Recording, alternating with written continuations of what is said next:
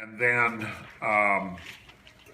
since we are doing St. Luke Day on Sunday, because the actual day is Sunday the 18th, again, I kind of messed up. I kind of suggested to you that we were going to do another reading we were going to do the Pentecost reading, Pentecost Sunday reading, but no, we're going to do the Gospel for St. Luke, because all the readings on Sunday will be the readings for St. Luke Day, October 18, 2020, and then we'll look at the Gospel. But my text, the appointed Gospel is Luke 1, 1 to 4, and then 24, 40, whatever it is. Let me look again. Luke 24, 44 to 53. But my sermon text for Sunday will be Luke 1, 1 to 4, and Acts 1, 1 to 5. So now that I've probably muddied that one up even more for you, I'll apologize for that and then move on. So our appointed reading for today that we're going to be looking at is Isaiah 43, 8 to 13. But I'm probably going to, this morning, take you all the way through verse 21, because 43, 8 through 21 is a self-contained unit. And at least for our purposes as a study group, we'll read that whole thing and study that whole thing so that we keep the context. All right? Now, before I do that, let me remind you again of the historical context of Isaiah. Okay, 4 points for Isaiah himself in the 8th century, and for the book itself that covers a little bit more historical territory than that time, that 100-year span. And then also, I'm going to give you just a little bit of background specifically for historical background or context for Isaiah 43. And what I would like to do this time, I know I've done this with you 2 or 3 times already, but this time what I want to do is read from the introduction to Isaiah out of my version of the Bible.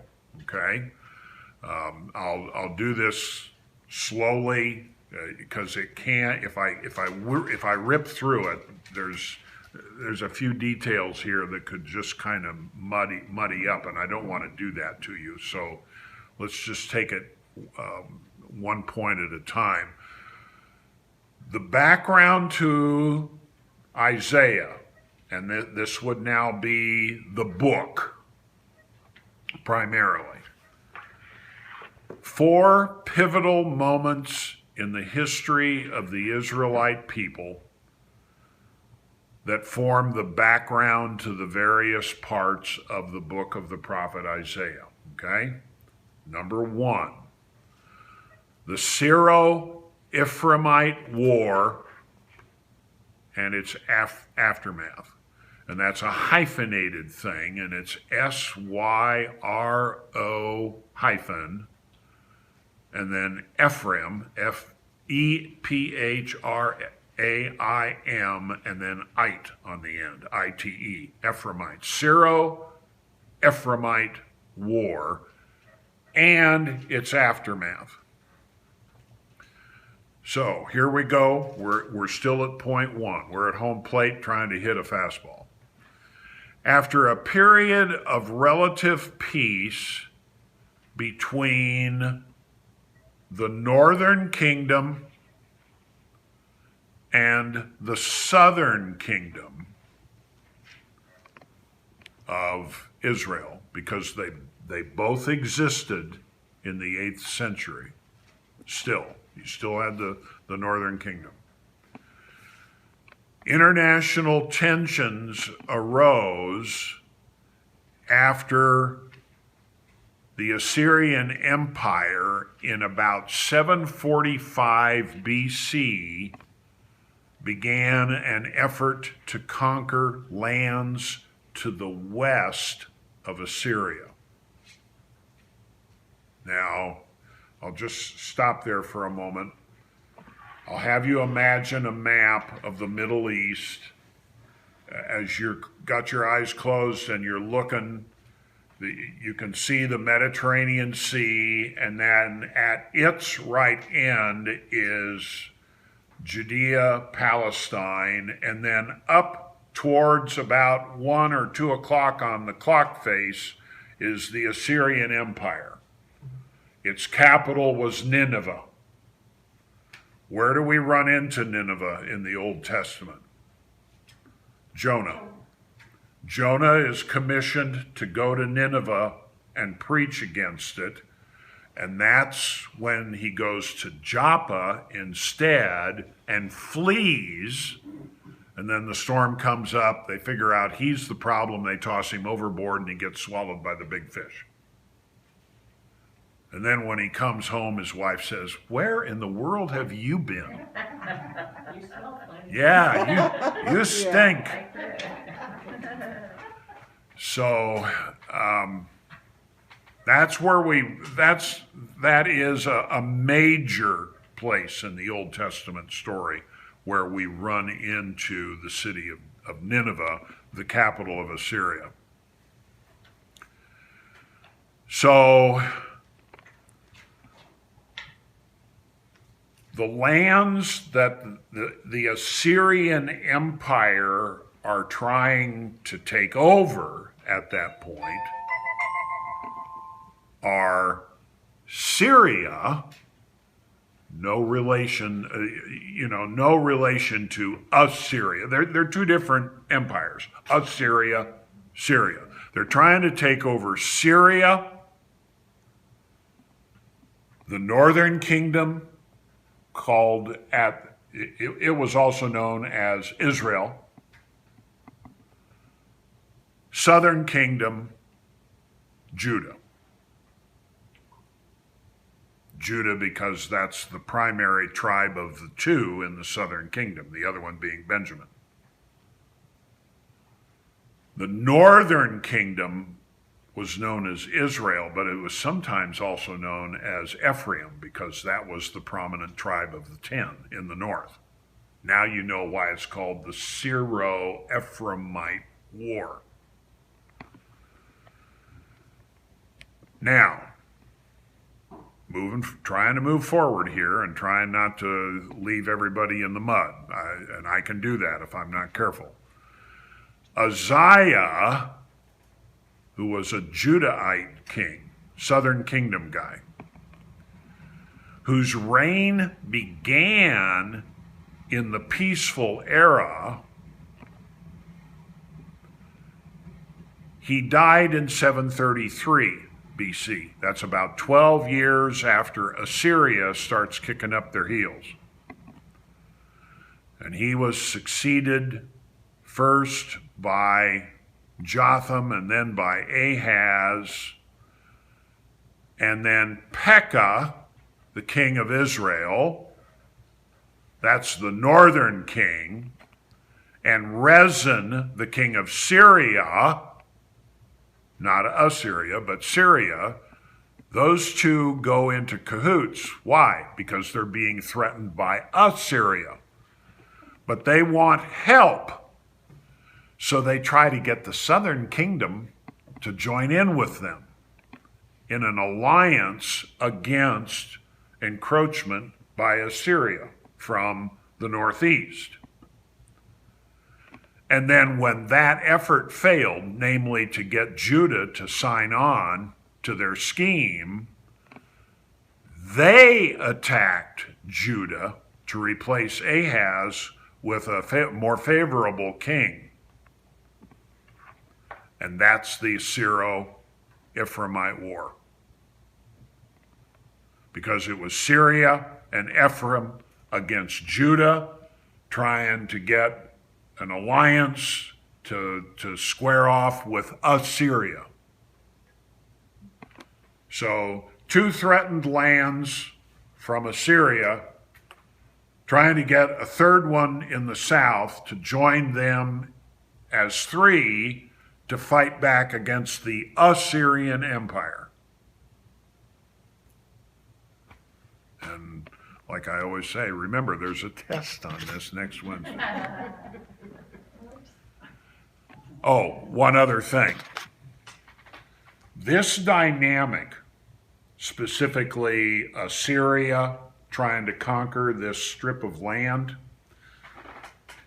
that's a dynamic that's been going on for centuries, if not millennia, because these guys up here want this as a buffer that they can control against these guys down here.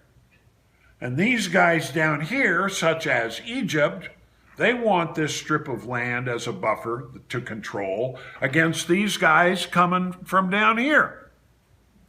See what's happening?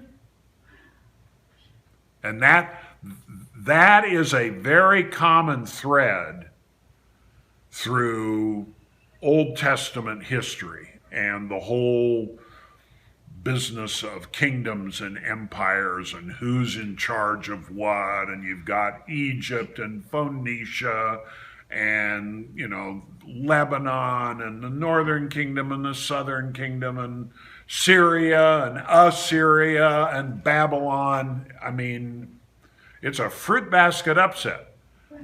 But what they're trying to do is they're trying, a lot of times, is they're trying to take control of that spot so that it's kind of a protective barrier against somebody else.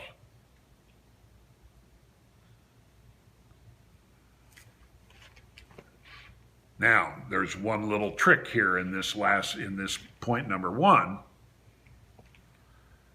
Ahaz was the southern king that got attacked. Israel and Syria are bearing down on him, so what does he do? He goes to Assyria for help. And he gets it. But he ends up being a vassal state to Assyria. That's the aftermath of the Syro-Ephraimite War. All right.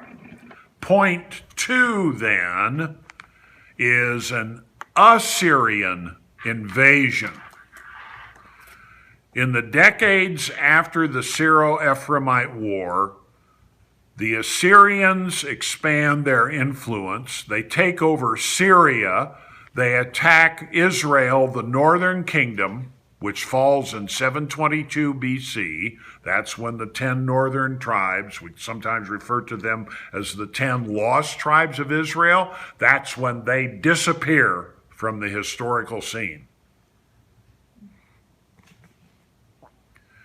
Then when the Assyrian ruler at the time, who's flexing his muscles, dies,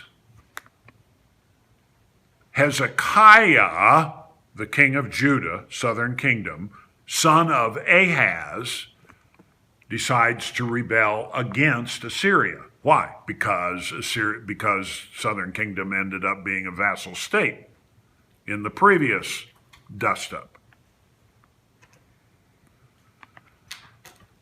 Hezekiah had thought to take advantage of the confusion in the change of rulers. And in addition, sought support from Egypt in the southwest. which did not materialize, by the way. And if you've paid attention in your reading in the Old Testament, you'll remember this name. The new Assyrian king who's threatening this buffer territory, his name is Sennacherib. That's a name that you read in the history books of the Old Testament. And he retaliated, and he conquered the cities surrounding Jerusalem in 701 BC, about 20 years after the northern kingdom was totally gone. How did the southern kingdom survive? Because this Assyrian guy's picking off their neighbors, out in the suburbs. How does Jerusalem survive? Same way. They become a vassal state again of Assyria. Point 3, the conquest of Jerusalem and the exile. Now remember, this is all your historical context for Isaiah.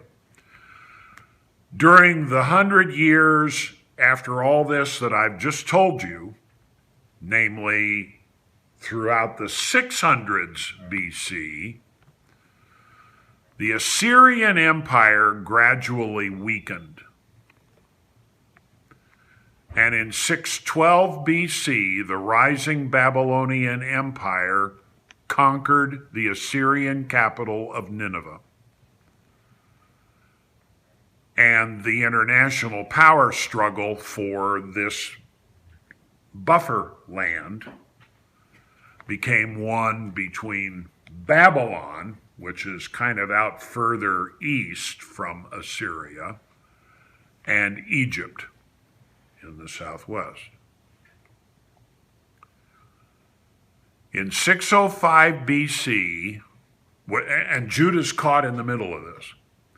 In 605 BC, the Babylonian king, and this is a guy you know from your reading of the Old Testament, Nebuchadnezzar, defeated the Egyptian pharaoh Necho at the Battle of Carchemish, and Babylon became the leading empire of the day. Judah then, southern kingdom, came under Babylonian control. And when the last king of Judah, Zedekiah, in Hebrew that means the Lord is our righteousness, he rebelled against Babylon, and the result was a Babylonian invasion under Nebuchadnezzar. And there were two different deportations, one in 597 and one in 586. And when he came in 586, he said, I'm not coming back here again. I'm doing this for good, once and for all now. So he destroyed Jerusalem and the temple and deported a good deal of the population to Babylon, which we refer to as Christian scholars of the biblical Old Testament, the Babylonian exile. Fourth point as the historical background for Isaiah. And now you're beginning to find out. Now, when you sit and realize all this history, now you realize why, number one, Isaiah is 66 chapters long, and number two, why it's so doggone interesting to read. Because you have to understand the book and the ministry of the prophet against the backdrop of all of this history, the 700s and the 600s and the 500s. And if you heard that and you think about it, you realize, aha, yep, now we understand that there are parts of this book that come from Isaiah's disciples later on. But it's 66 chapters, and and Bonnie saw it with us, and Gloria, when you're in the at the Shrine of the Book in the Israel Museum in West Jerusalem, You walk into that special room, and there is a copy, a manuscript copy of the entire book, what we'd call it a book, the book of Isaiah, chapters 1 through 66, almost intact. Discovered at Qumran. It's part of the Dead Sea Scrolls. Then the return of the exiles, from Babylon. During the 6th century BC, and now this is the 500s part of the 700s, 600s, 500s, the Babylonians were increasingly challenged by the rise of another empire, Persia. And in 539, Cyrus II, aka Cyrus the Great, the Persian king, defeated the Babylonians at the Battle of Opis, O-P-I-S. Cyrus, who was relatively tolerant as a conquering king, at least by the standards of that day, he allowed the Jews to return to Judah. And many, but not all, did so. And that process began in about 539 BC, and they set to work right away. If you want to read the story of that, the historical story, that's Ezra and Nehemiah, which begins by quoting a Persian court document. Cyrus II saying basically, God gave me all this, so I've got power over it, so I'm sending you Jews back to your homeland if you want to go. And then they set to work rebuilding everything that they'd lost over the last 60 or so years. And they did rebuild Jerusalem as a city, and they rebuilt the temple. And that was the temple, and it was rededicated in 515 BC. And, the story of that's all in the Old Testament too. The building of the first temple and the building of the second temple. You can read all those details in the Old Testament. Second temple, first temple is destroyed by Babylon. Second temple, because of the kindness of the Persian conquerors of Babylon, is the second temple is built and rededicated by returning exiles. That's the temple that Jesus knew. That's the temple that was refurbished by Herod, starting in 20 BC. And since Herod died in 4 BC, that work was continued by his successors.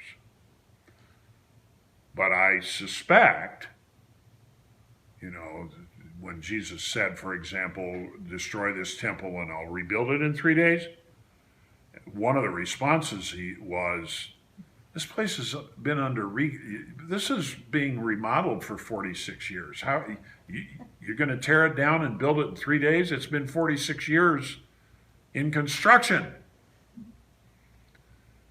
Which tells me about the dating of that conversation, and I think I've talked to you about that before. But that also suggests to me that when Jesus and his disciples were in the temple during Jesus' earthly ministry, there were probably plenty of signs around of construction. Scaffolding, rocks everywhere that they're chiseling and putting in place. And Herod fancied himself, and I think somewhat rightly so, as a builder. So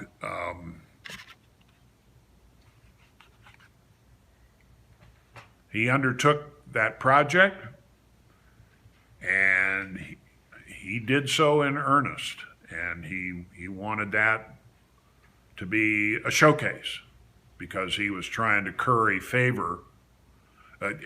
Initially, when that project started, Herod was currying favor with the Jews. He wasn't 100% Jewish. I think there's Jewish in his family tree, but some of his wives were Jewish, and of course, being a politician, he was trying to make connections with people to make it easier on him politically. Whether that actually happened or not is arguable, but one of his showcase pieces was the Temple Mount and the refurbishing of the temple, which then was destroyed by the Romans in 70 AD. So Solomon's temple lasted a while. The second temple lasted a while. But Herod's remodeling probably lasted no more than 90 years. And it's been gone ever since. As you well know, there is no temple.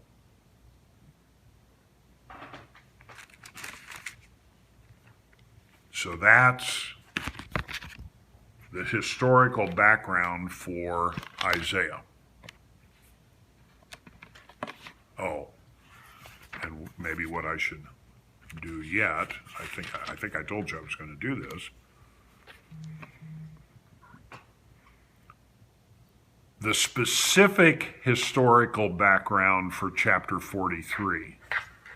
It's actually the historical background for probably about 40 through 48, but that includes 43, at least the last time I checked my math. 40, you well know. At least you know how it starts out, because when we hit Advent, one of the Old Testament readings for Advent is Isaiah 40. Comfort my people. And I think I've told you this before too, that in the Hebrew it's very clear. That's a plural imperative, which gets translated as comfort. It isn't easy for us in English. We have to look at the language context to know who's he talking to. Is he talking to one or is he talking to two? Because if you talk to one and you say, go comfort so-and-so, that's a singular imperative. But if I tell four people to go comfort so-and-so, it's the same word, C-O-M-F-O-R-T, but it's a plural imperative. English doesn't do that. I think that's called a declension. But Hebrew does. And so the verb forms are different, whether it's a singular imperative or a plural imperative. In Isaiah 40, verse 1, it's a plural imperative. So now you have to ask yourself the question, okay, who is God talking to? If he's talking to a group rather than just one. And it's, who will go for us? Here am I, send me, send me. He's talking to his divine council. He's talking to all these heavenly beings who are there for a meeting. They probably just passed the minutes of the last meeting. And they're in this discussion. And God's got things on his mind. Well, why? Well, because of the international situation at the time. The last Babylonian ruler, it was Nebuchadnezzar that did the exile. But he wasn't alive when his empire, his dwindling down empire, was being threatened by the Persians. No, it was a ruler by the name of Nabonidus, Nabonidus. He ruled from 556 to 539. 539 being the year that the Persians defeated him. And the centerpiece, chapters 40 to 48, is a prophetic oracle designating the Persian Cyrus II, aka the Great, as the instrument for the repatriation of the dispersed Israelites and their reestablishment in their Judean homeland in the hands of the God of Israel, the one true God and creator of the world. And I think I pointed out to you either Sunday or last Wednesday, it's Isaiah 45, where Cyrus is actually said to be the Messiah. And I'll point that out to you when we turn to 43. And what's happening in Isaiah 40 through 48 is the book of Isaiah is confidently predicting the imminent fall of Babylon, and polemicizes, argues against the Babylonian religious and intellectual tradition. All right. So when we go to 43, the reading for Sunday, we start at verse 8. But before we do that, I want to point out to you that in 45, verse 1, Yahweh speaks to his anointed, notice, to Cyrus, whose right hand I have grasped to subdue nations before him and strip kings of their robes. The word anointed there is, in Hebrew, Mashiach, Messiah. It's the only place in the Old Testament where a Mashiach is named by name. But he's anointed to do what? To get these exiles out of captivity and get them back to their homeland. But it's God that's doing the work, because what does it say there in 45 verse 1? It says, I have taken this king, this emperor, by his hand, and I'm going to lead him. All right, now, 35 minutes. I said all of that in order to get you to this point. And this point is 43, starting at verse 8. And this is God speaking now, okay? This is the Lord, Yahweh. And he is restoring and redeeming Israel. And actually, I'll give you a little language lesson here. Have you ever heard the Latin phrase caveat emptor? Caveat is a subjunctive. It's let beware. Emptor is buyer. Let the buyer beware. C-A-V-E-A-T, caveat. Emptor, E-M-P-T-O-R, buyer. Okay? So, if you are in Latin, if you are a re-emptor, one word, but no D yet, you are a re-buyer. You're buying something back.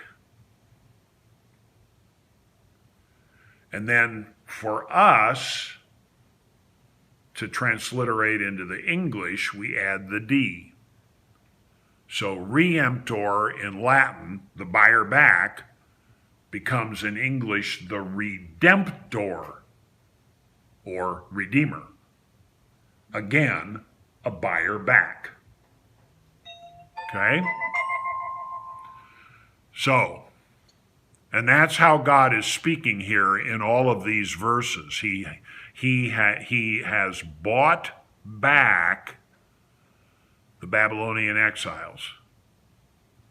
And he has maybe not totally past tense yet, it's not completely done, but he has brought back those exiles to Jerusalem. Here's what God says: bring forth the people who are blind yet have eyes, so that they should be able to figure things out, but so far they haven't quite got it. Who are deaf yet have ears. Let all the nations gather together, and let the peoples assemble. Who among them has declared this and foretold to us the former things? This is a legal proceeding, and God is his own lawyer. And he's standing in the courtroom. He's also the judge and the jury, by the way.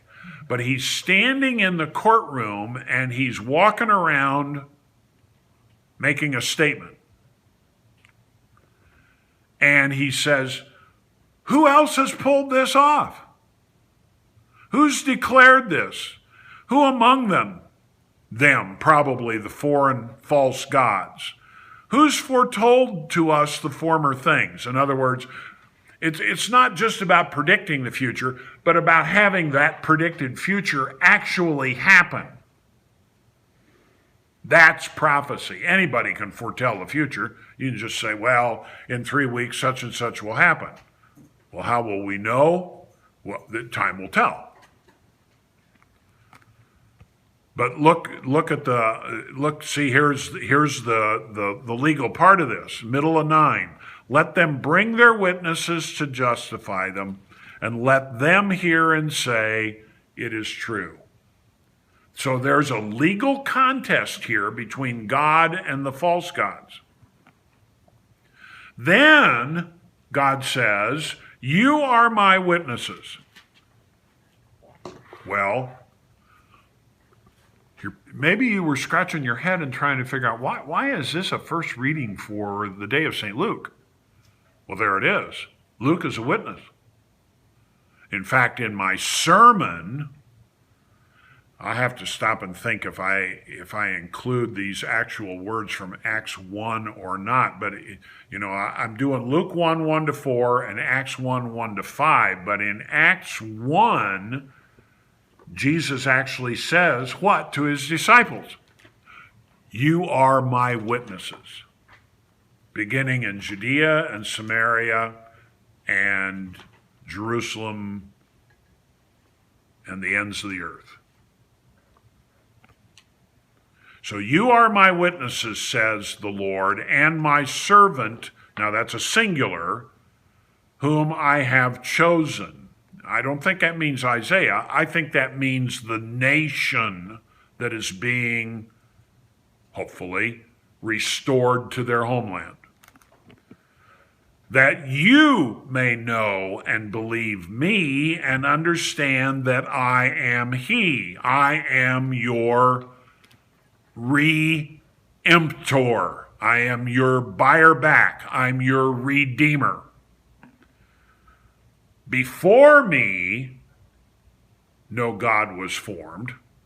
In other words, there wasn't anybody before me.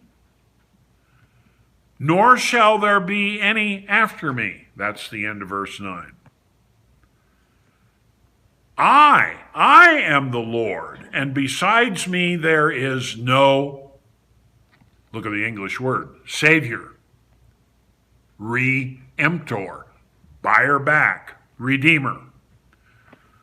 I declared, I saved, I proclaimed, when there was no strange God among you, namely a foreign false god, an idol,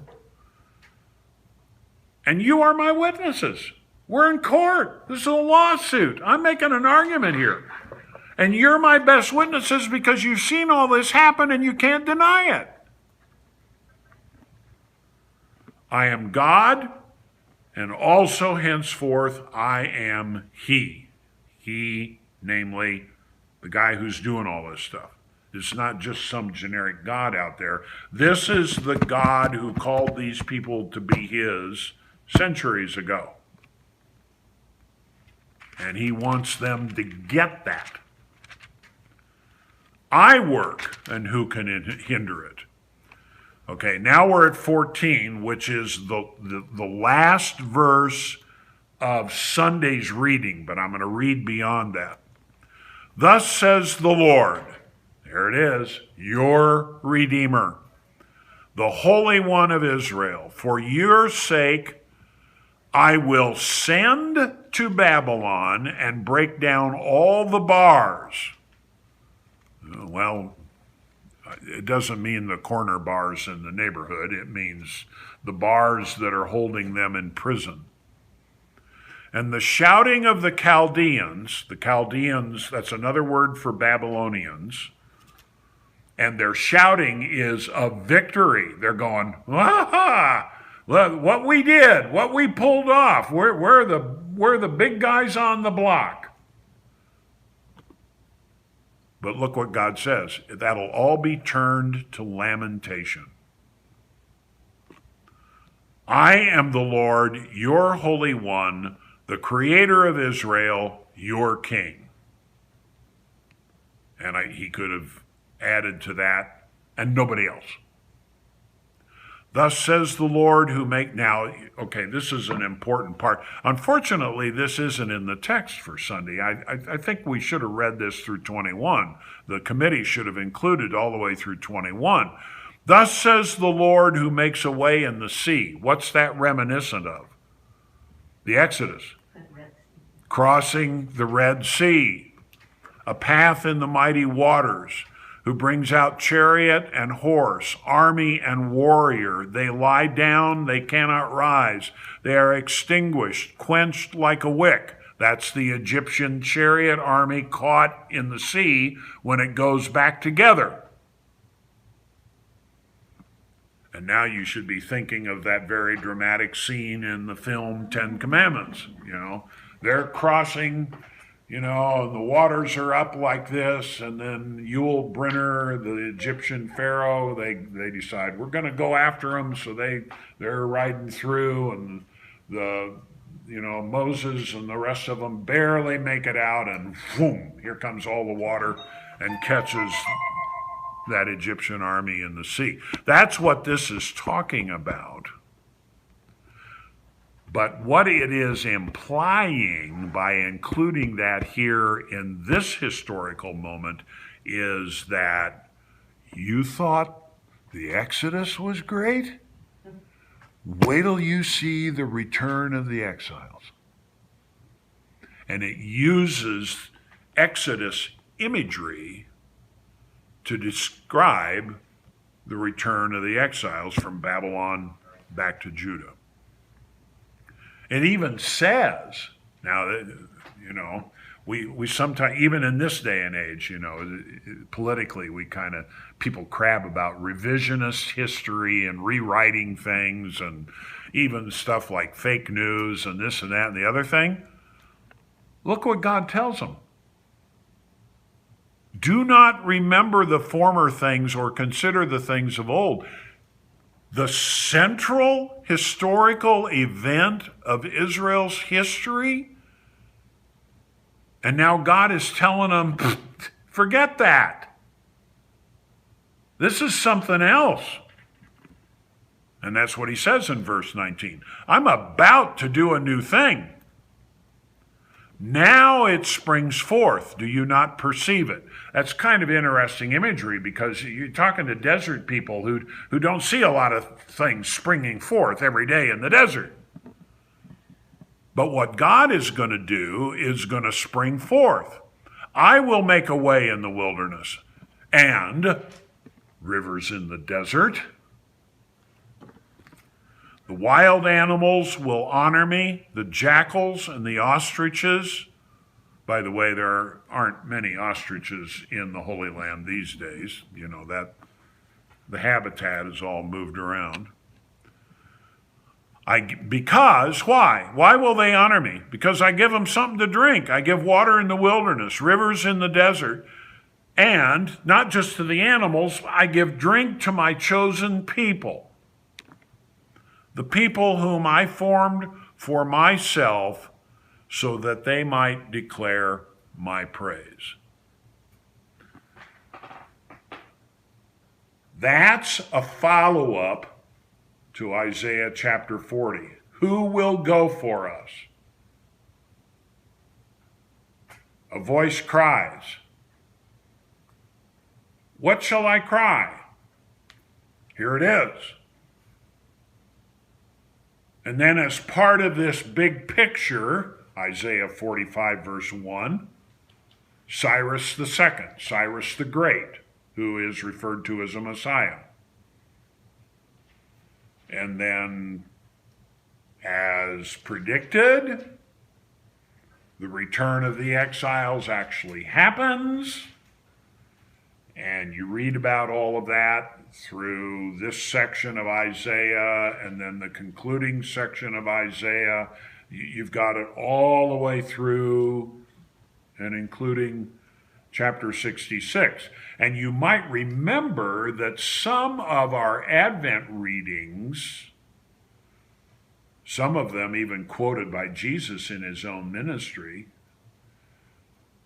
come from Isaiah 60 and Isaiah 61. And a lot of our understanding of Jesus comes from the servant poems that we run into in Isaiah 40 in the 40s and Isaiah chapters 50, like Isaiah 52, 53, by his stripes we are healed. That servant song, poem. It's a poem. It's a servant poem. So that's how all of this falls together. That's how all of this is understood against its historical backdrop. That's how all of this is understood in the coming of Jesus and witnesses like St. Luke. You know, as I pointed out to you in this reading, now it's a somewhat different historical context, but God says to the people of Israel, you're my witnesses. Verse 10, you're my witnesses. Which is, he's kind of pinning them into a corner there. What he's saying to them is, you know this and you can't deny it. What I'm telling you is the way it is and the way it's going to be. And when he gets to verse 19, here's the Moorhead revised version of verse 19. 3 words. Just watch me.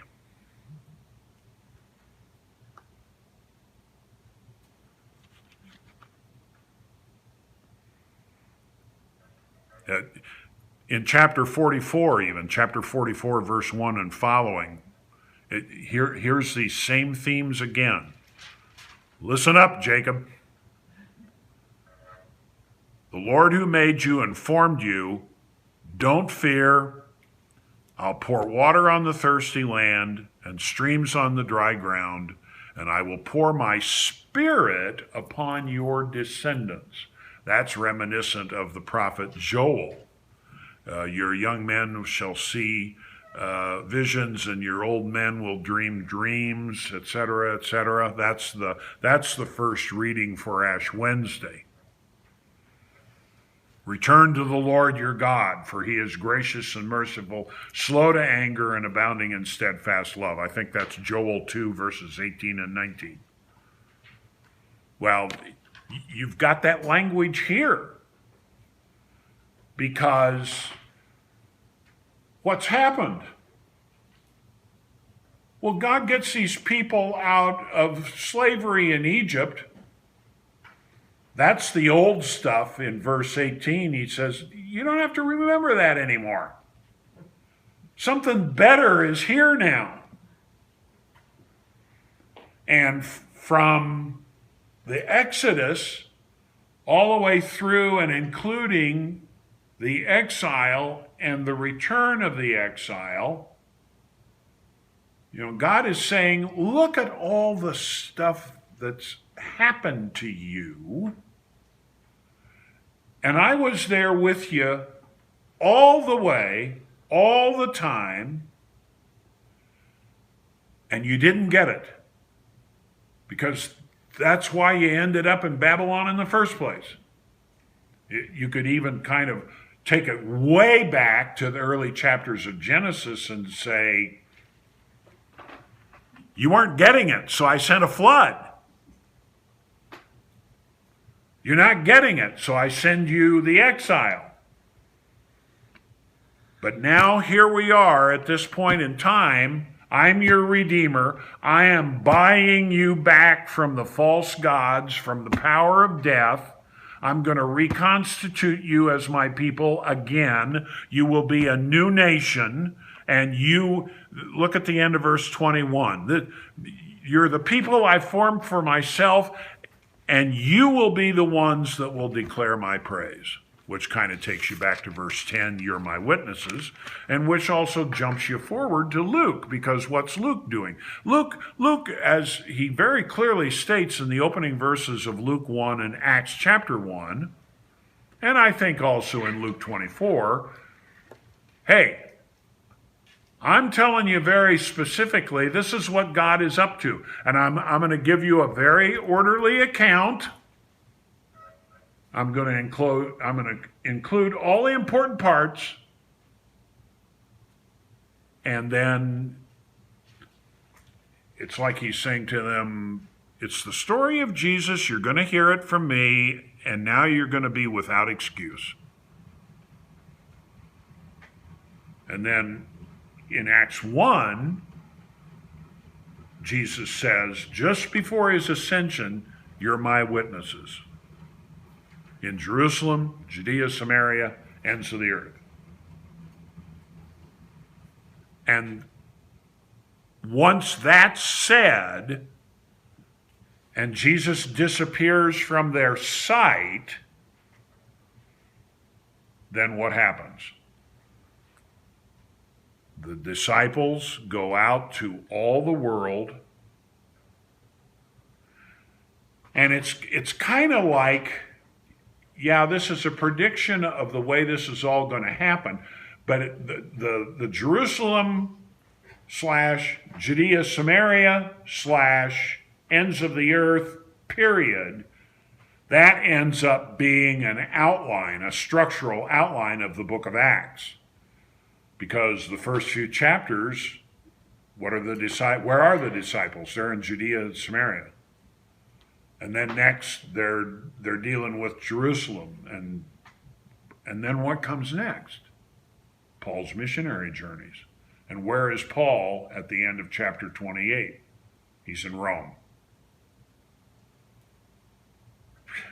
For them, that's the ends of the earth. And Luke tells this story in his gospel and in the book of Acts. Now we don't hear very directly from Luke in the book of Acts until about chapter 17, and I can't remember which verse it is, but all of a sudden the plural pronoun we shows up in the narrative. And that means that Luke has somehow joined into the story at that point. Mine may go up, chapter 16, verses 10 through 17. Yeah, that's it. Where are they? Are they in Berea, or have they just been in Berea? I can't remember. But yes, that's part of the narrative. And by the way, just so you understand, sometime I wish I could find that film series that we showed once at Pacific Hills decades ago. It's the history of Christianity. I think it was 12 or 13 films. the, the initial spread of Christianity from the Mediterranean basin was basically to the east, into the Baltics, Western Russia, and even on to China. Christianity got to China by about the year 900. Odessa, by the way, which I believe is in Russia, or it's in the Soviet Union, former Soviet Union somewhere. I think it's in Russia. Odessa was for centuries a huge Christian center. But it became that way because Christianity from the Mediterranean basin first gravitated towards the east. India, for example. Thomas took the word to India. That's why so many Indians in the country of India have either a first name or a last name of Thomas, at least the Christian ones. So, and that whole part of the story is absolutely fascinating. Yes, Christianity kind of headed west because Italy and Spain and all of that, but it kind of got stopped for a while because of Muhammad and the spread of Islam. Actually, you know, anybody been to Spain? No, okay. A lot of places that you go to in Spain, you know, you kind of just associate Spain with its Christian/Catholic heritage. And yet a lot of place names in Spain are actually Arabic names, like Alhambra, for example. That's an Arabic name. Why? Because Islam ruled in Spain for quite a while until, oh my goodness, my history is going to get tested here. Maybe 742 or 746 AD, when Christian armies expelled Islam from Spanish territory. And that's where Martha's ancestors come in, because there was Charlemagne, and then his father and his grandfather. I think it was the grandfather that won the Battle of Tours. And that pushed a lot of Islamic armies out of Spain and pretty much out of Europe. But if you know your Reformation history, you know that at the time of Luther, one of the geopolitical problems that they had then was the Islamic threat from the southeast coming up into Germany and other parts into the Holy Roman Empire. So there was Pepin. Who was the one at the Battle of Tours? It might have been, you know, I can't remember. I'm going to have to look that up and share that with you. But I know that Charlemagne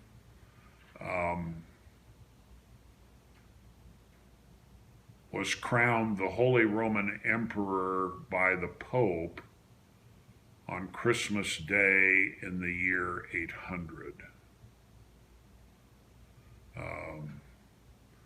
Charlemagne is kind of an English transliteration from the French. The French is from the Latin Carolus Magnus, Carl or Charles the Great. That's where the word comes from. And that was his rule and the creation of the Holy Roman Empire was significant for a lot of our history in the West, not so much in the East, but in the West. Well, I should really stop there. Number one, because I know if I'm not stopped at some point, I'll just keep going, and I don't want to do that. But anyway, this is a fascinating text from Isaiah. Obviously, we're not going to read the whole unit on Sunday, but the connection on St. Luke Day is that witnesses part, which takes us forward to St. Luke, and you know how he says, I've investigated everything, and now here it is. I'm going to lay it out for you like a witness. So, Pastor, on Sunday, the paraments are going to be red. red. And can you share with us why that's going to be red on Sunday? Because of St. Luke. Okay. A saint day is almost always the death day, and so death, blood, red, that's the association. That's not always true. All Saints is white, for example, but a specific saint, that it's the death day, and the association is red, so that's why it's red. I think that's helpful in our worship to know those kinds of things, so thank you. Yeah, and I think some places, I think you do this, maybe for Reformation you wear red, but you can wear red on St. Luke Day too. So, and I have a red mask, so I'll try to get that out. Well, I think we've done what we can do for today. I hope I've given you enough to consider, certainly enough to study for the quiz next week, so. Done all the damage My that you mind can. is going like this. Well, mine is too. That's why I chose to read that four-parter of the historical context, because when you start reading, even I do that. When I start reading that, I'm going, wait a minute, I gotta keep this all straight. Who's in the Northern Kingdom? Why do they want the Southern Kingdom's help? You know, I've had to read and reread that several times to keep it halfway straight in my mind. And it isn't always easy, I understand that.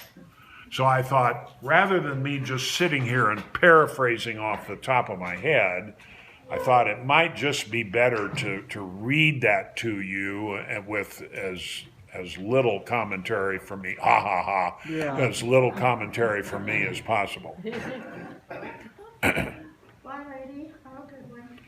So have a blessed day.